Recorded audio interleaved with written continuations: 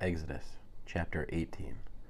Now Yitro, the priest of Midian, Moshe's father-in-law, heard about all that God had done for Moshe and for Israel his people, how Adonai had brought Israel out of Egypt. After Moshe had sent away his wife Zipporah and her 2 sons, Yitro, Moshe's father-in-law, had taken them back. The name of the one son was Gershom, a foreigner there, for Moshe had said, I have been a foreigner in a foreign land. The name of the other was Eliezer, my God helps, because the God of my father helped me by rescuing me from Pharaoh's sword.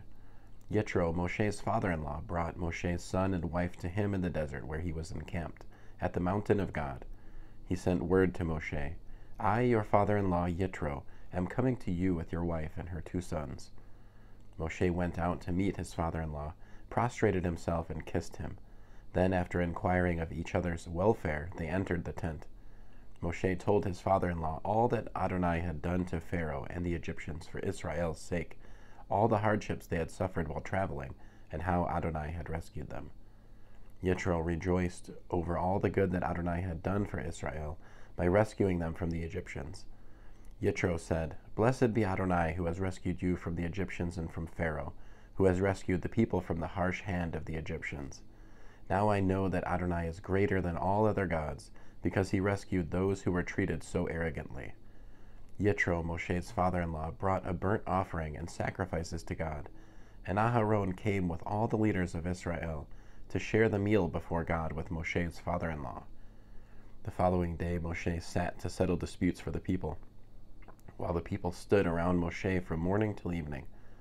When Moshe's father-in-law saw all that he was doing to the people, he said, What is this that you are doing to the people? Why do you sit there alone, with all the people standing around you from morning till evening?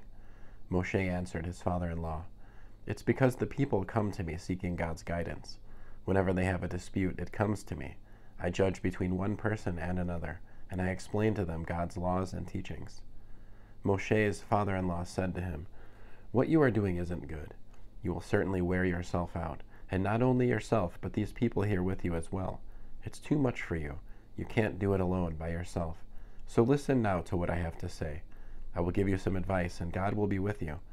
You should represent the people before God, and you should bring their cases to God. You should also teach them the laws and the teachings, and show them how to live their lives and what work they should do.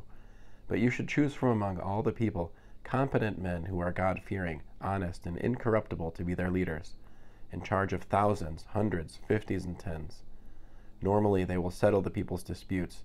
They should bring you the difficult cases, but ordinary matters they should decide themselves.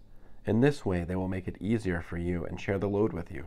If you do this, and God is directing you to do it, you will be able to endure, and all these people too will arrive at their destination peacefully. Moshe paid attention to his father-in-law's counsel and did everything he said.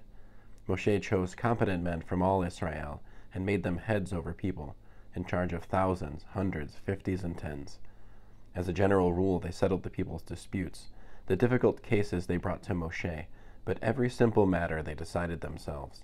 Then Moshe let his father-in-law leave, and he went off to his own country. End of Exodus chapter 18.